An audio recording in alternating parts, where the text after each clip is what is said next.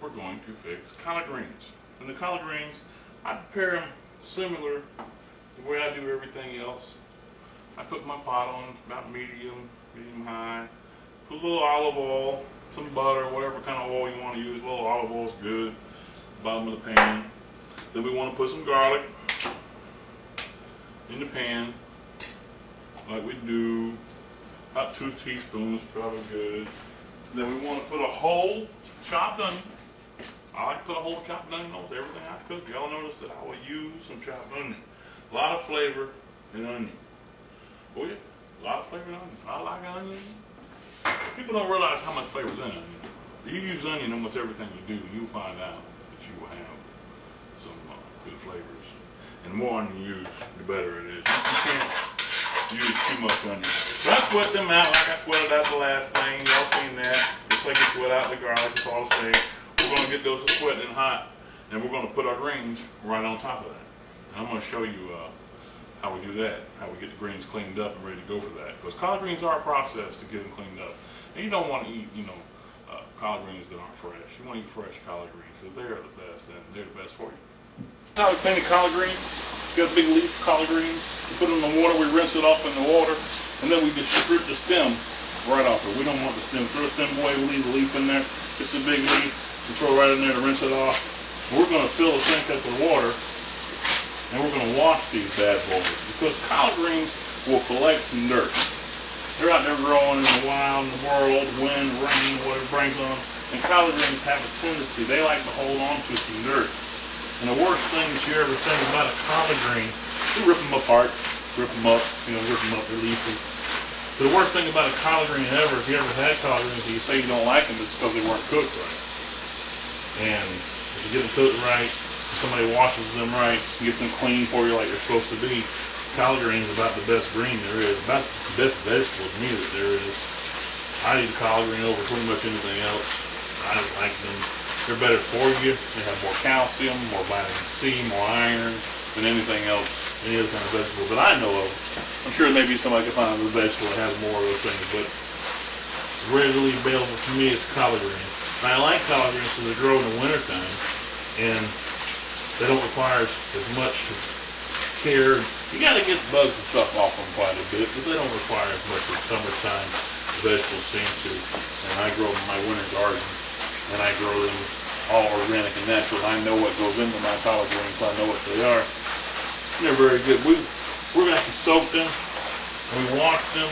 The water actually turns a little bit green. I'm using cold water, only cold water. And I just wash them, and wash them, and wash them, and then I just soak them, and I just rinse them. You hear that behind us? That's our onions and our garlic. We're getting ready for these greens to go right on top of them. There's our onions and our garlic. They're in the olive oil. They're sweating. They're looking good. We're going to take our collard greens and put them right on top of that. No water, nothing's right on top of it. These are clean collard greens. They're fresh and cleaned. Always wash everything you cook. I always wash everything before I cook it. No matter what it is, you can wash it. It should be washed. But we'll stick those right on top of there. Now, we're going to add a little salt on top of those greens. Just a little bit. Then we're going to add a little pepper. You can add all the pepper you want. If you like pepper, put a lot of pepper. I like pepper. We'll put some pepper. And then, what we're going to do is put a lid on it. First, we're going to put some of this stuff here that I saw the food commander actually suggested that we use this. He said that this was better than chicken broth because it's actually real chicken. When it's true, I read the ingredients. It's real chicken made from chicken meat, natural juices, and it's a little more expensive, but this little jar actually will serve up, it says 38 servings. So for the price, it's not bad. We're going to put a tablespoon, maybe 2, and that's supposed to be equal to 2 chicken bouillon cubes. And I don't use bouillon either, but I usually use chicken broth, and chicken broth is basically just bouillon with water in it. So this is real chicken broth. And I'll take a little bit of water, and I'll put a little bit of water on that.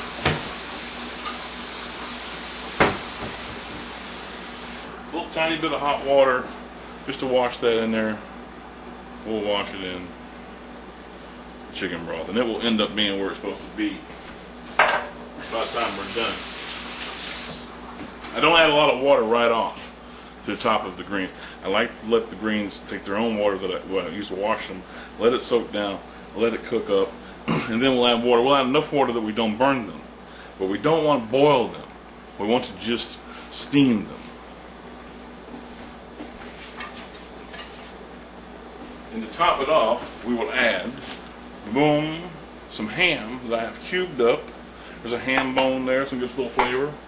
Right on top of all that, we'll just let it sit just like that. And it's all going to cook and be very good. I'll throw a lid on it, and I'll cook it about medium. And I'll keep checking it, and I'll keep adding water and making sure that it doesn't scorch and doesn't burn the greens. Just enough water for that. Not enough water to boil them, but enough water to keep them from scorching on the bottom of the pan. And it all will come together with the onions and the garlic and the chicken broth and the ham and the greens. They're just going to make one good, wonderful flavor.